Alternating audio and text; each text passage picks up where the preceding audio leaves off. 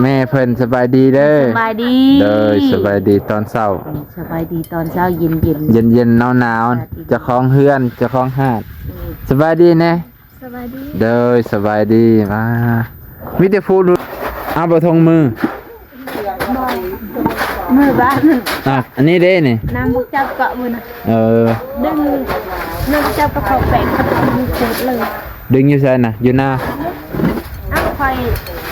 อันใช้ได้ไหมแล้วมีกระดึงอ๋อที่เห็ดหัวเนี่ย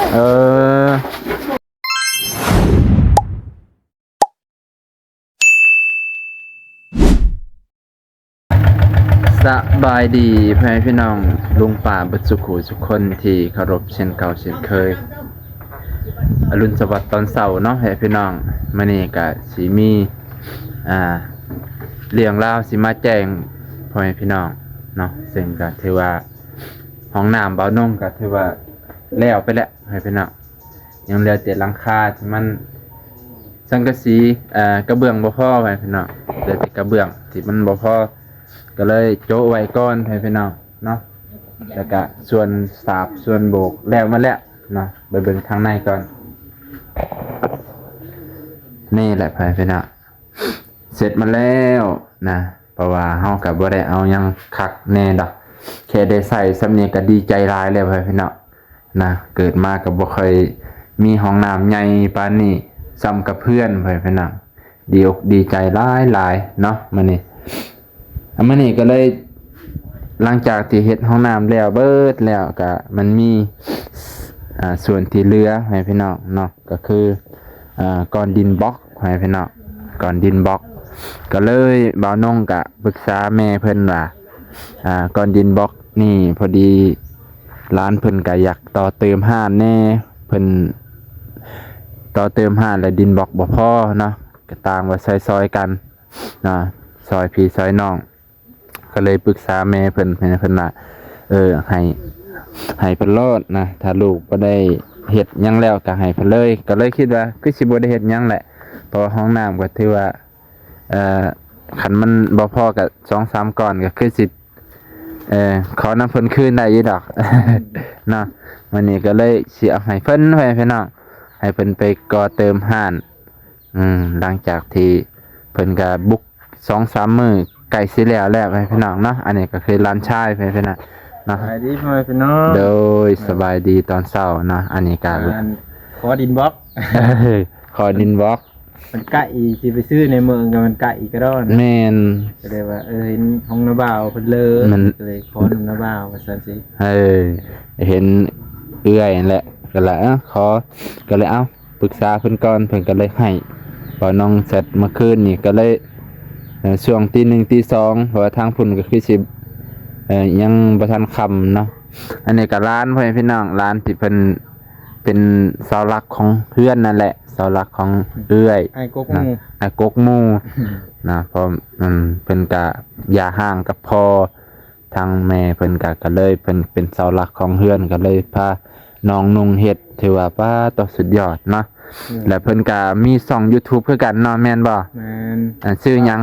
บ่าวบาง Channel บ่าวบาง Channel เป็นภาษ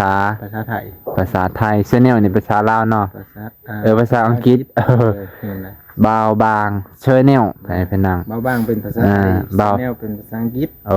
บ่าวบางภาษาไทย Channel เป็นภาษาอังกฤษสามารถไปติดตามเรื่องราวหรือทุกคลิปเลยที่เพิ่น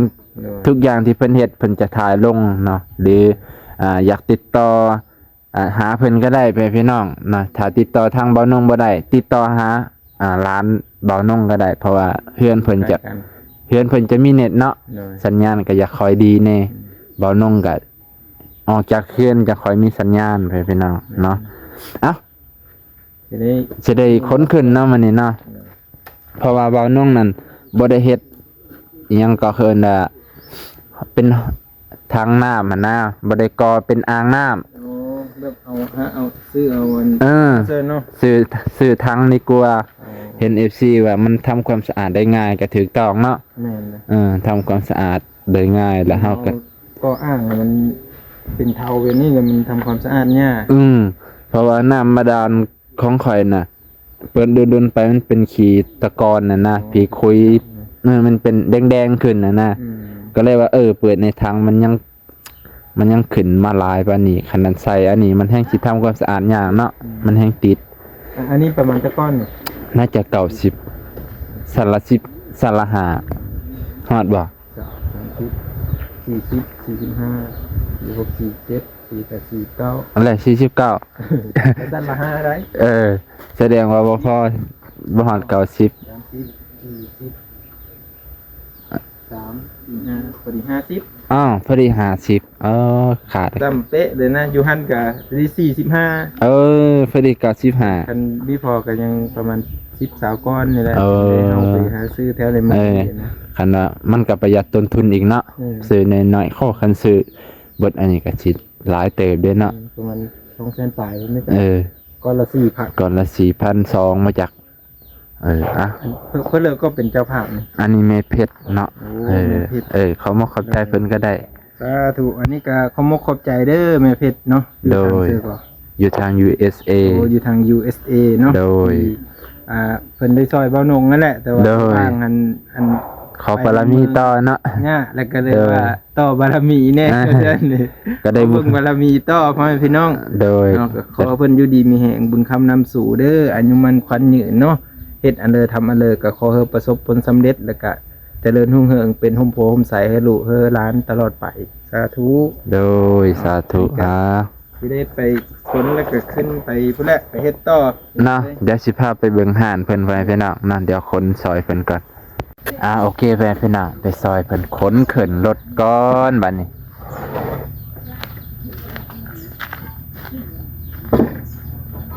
สร้างว่าสิพอแล้ว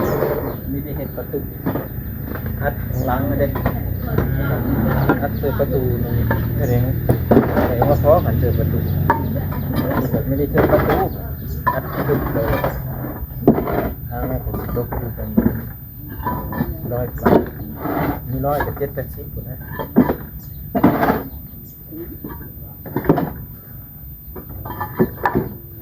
ไปสลิปลม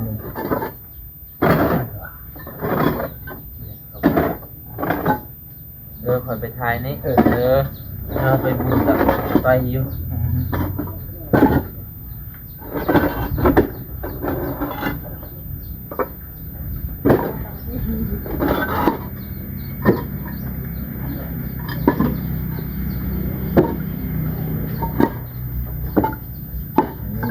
ไปทางเรือผมแถวเหินก่อนแก้ไขให้มันจบก่อน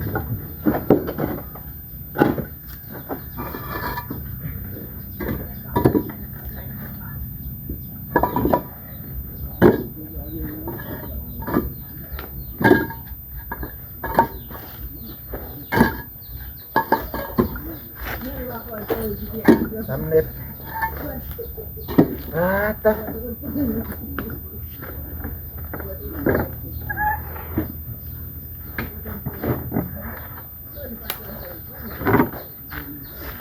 ไปพี่น้องก็ถือว่าแล้ว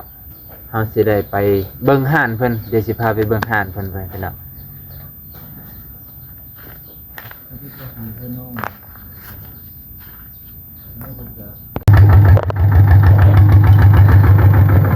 ติดรถไถใส่เกียร์1แล้ว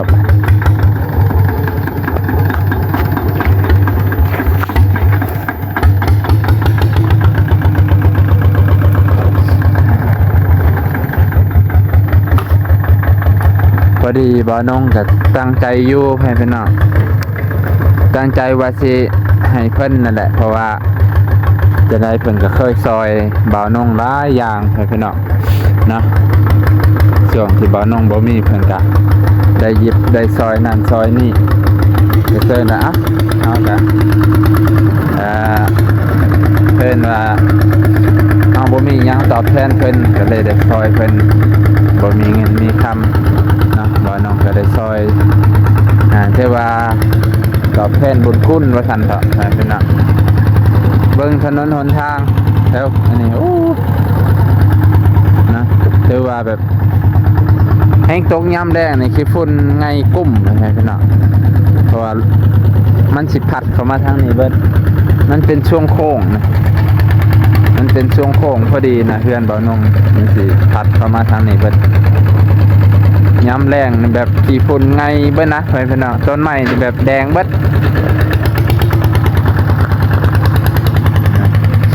อันนี้คือทางหน้าเพื่อนเบานงให้พี่น้อง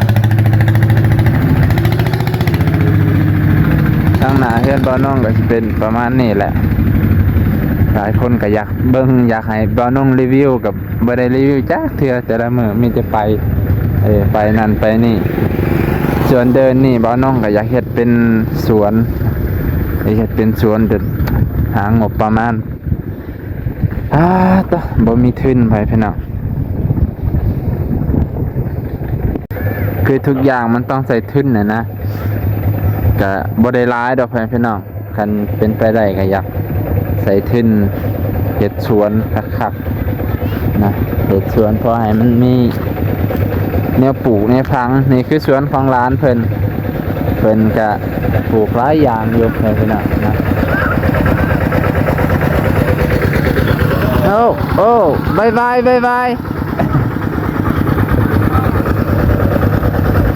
านไปสีเข่าเลยเว้ยนี่แหละห่านเพิ่นพี่น้องเอ้ยอ้าวผู้ใดมานี่โอ้ยหนาวแห้งย่างบ่ได้ซ้ำ หนาวแห้งบ่ติดชูนอยู่ คนโสดหนาวนี่ห้วยเด็กหนาวเด็กกอดแต่ฟ้าห่มนั่นแล้วเช้านี้หนาวเลยเพื่อนจะได้ที่เอ้ยต้องหาแล้วที่หาแนวได้เด้ให้ร้านหาให้กับผู้ใดก็หาบ่ได้อย่าเชียร์ เท่าคักเนาะโอ้ยพูดมู้ให้คือเท่าแท้คอยยังบ่ได้แปลงเด้อไปแปลงกันนี่ก็ได้งาม เดี๋ยวยามฮ้อนก็นำไปนั้นนะยามฮ้อนพุ่นไผสิเวนี่พี่น้องห่านร้านเพิ่นเนาะว่าต่อนะผู้บ่าวไม่ได้เนาะนี่แหละอันนี้ห่านเก่าเพิ่นพี่น้องห่านเก่าเพิ่นที่เพิ่นขายเครื่องร้านนี้เป็นต่อเติมอันนี้คือร้านผู้สบายดีเนาะตัวรักตัวตีของห่านนี่นะสบายดีตอนเช้าเนาะสบายดีเช้าเลยนะป้าแต่เช้าเลยเนาะเนาะตัวอันนี้กับแม่เพิ่นสบายดีเด้อสบายดีสบายดีตอนเช้าสบายดีตอนเช้าเย็นหนาวเจ้าของเฮือนเจ้าของหาดสบายดีแน่สบายดีสบายดีมามีแต่ผู้ดุแม่นขยันขันแข็ง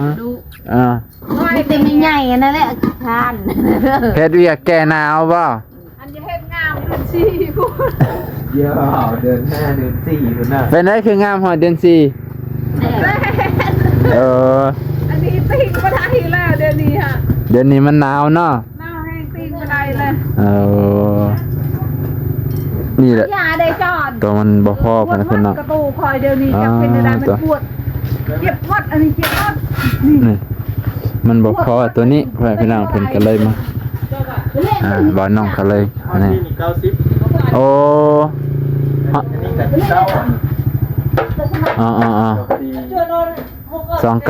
18เนาะ18ประมาณ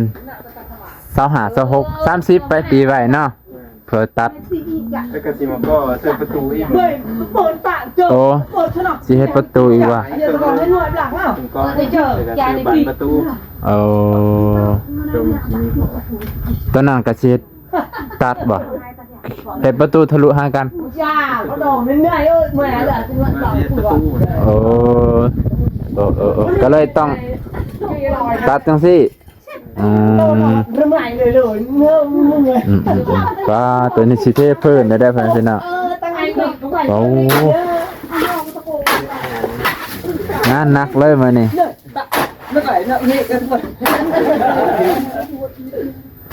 โอ้เฮ็ดงานหนักเลยพี่นะ2ไอ้น้อง3เอ้ยน้อง4ทั้งแม่สามัคคีกันพี่น้องเอ้ยเฮ็ดหยังก็ซอยกันเห็ดซอยกันหามก็คือแล้วไว้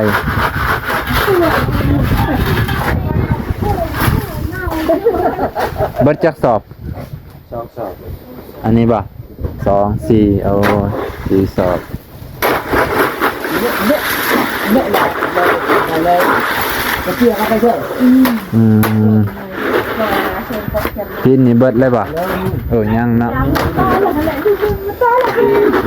ไม่เทเยอะของนา ทางหน้านำเนาะ เรียกคุณหาตมา ไม่ตะโกน โอ้คนนี้ก็ซอยคือกันเอ้ยมีแต่ฝดุพวกมันกินข้าวกินน้ำแล้วบ่สาวลิ กินแล้ว เอาซอยคือสิมืดเนาะเอาบ่ทงมือ มือบ้าน อันนี้เด้นี่ น้ำบุกจับเกาะมือนะ ดึงน้ำจับกระเขาแปะกระเขามือโคตรเลย ดึงอยู่ไสน่ะอยู่หน้า เอาคอยอันใช้ได้ไหมแล้วมีการดึงที่เห็ดหัวเนี่ย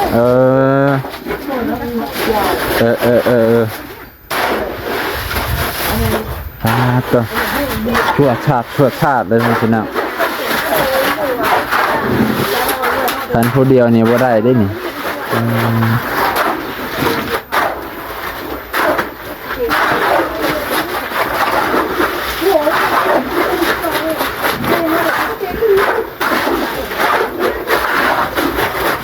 นี่น้ำนัวออกแล้ว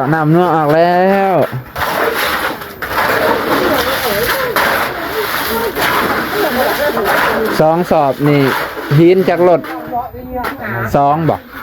4แม่นนี่นะ3 อันนี้ก็สอบนึง โอ้ยังละสอบหนึ่งในหินจากรถ สอบ1 3 โอ้3ทรายกับ3 สอบ2 โอ้ทราย มาตรฐานพอดีส้มเพิ่มซื้อปูนแดงมา2 สอบ 2โอ้ ส้มเพิ่มมัดเลยทำไมไม่พอกันในเมืองทุกอัน ทันบ่พอครับเอาบางๆเอาเนาะ เนื้อยันแบบตอนนี้ แม่นเนาะเพราะว่ามองนี่เพิ่นเฮ็ดมองแปลงรถไปกันเนาะเสียดายบ่มีประตูทางหลังเนาะเอารถเข้าทางหลังนี่ ประตูลับ เอาตัวข้างหน้า มันบ่กว้างเนาะถ้ามันกว้างเฮ็ดทางประตูหลังมันแคบก็เลยเอาเฮ็ดที่ทางหน้า ประตูร้ายแบบเอ๊ะเงินก็ร้าย แม่ จำงบ เฮ็ดสงบประตูลายก็เฮ็ดวงกรอบวงกบอยู่นะพี่น้าเข้าเดียวเนอะสิได้ละน้อยเบิ่งครั้งนี้ล้านนี่ที่พูดดุฮะอันนี้ก็เบิดแล้ว50ก้อน50ก่อนเบิดเลยไปเป็นน่ะบ้านน้องครับเพราะว่าอยู่หันเพิ่นว่าประมาณ40เป็นยันบ่พอให้เป็นน่ะเป็นเถิดละว่าต่อหนาวก็หนาวให้เป็นน่ะเอ้ยอากาศช่วงนี้จะว่าเฮ็ดเวียกแค่หนาวเนาะจ้ะเป็นก่อเข้าเดียวให้เป็นมือเดียวแล้วเลยห้องหนึ่งก่อนนี่ไว้สาบมันจะหาย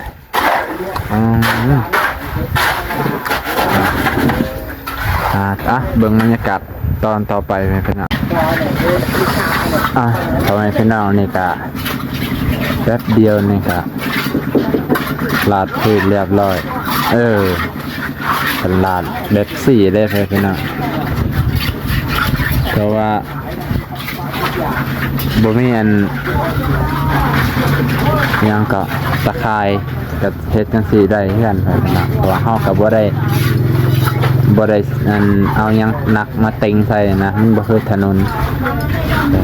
เพราะมันก็หนาอยู่กองละครึ่งพอดีเบิดพอดีพอ กองละเทิงพอดีพอกำลังคัดเสร็จแล้ว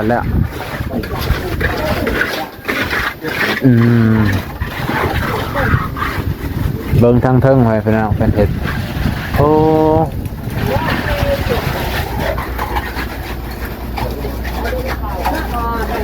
ตายแล้ว กระแจได้อยู่เทิง เจ็บบ่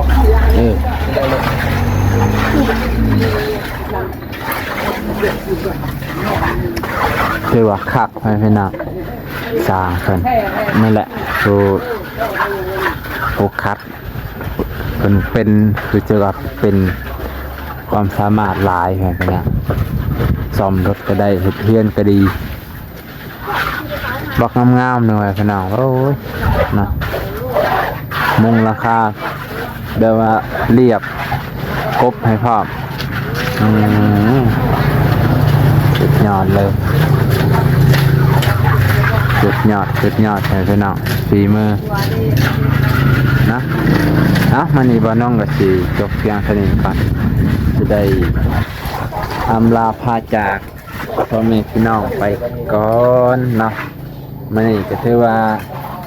ได้เอาดินบล็อกให้ร้านเพิ่นก็ถือว่าสำเร็จไปแล้วพี่น้องนี่ก็ขอบใจพี่น้องไปยังแม่เพชรเนาะที่อนุญาตให้เอาดินบล็อกให้ร้านเนาะมันนี่ขอให้อยู่ดีมีแห้งเจ็บอย่าได้ใครอย่ามีเด้อสุขภาพแข็งแรงสุขกายสบายใจ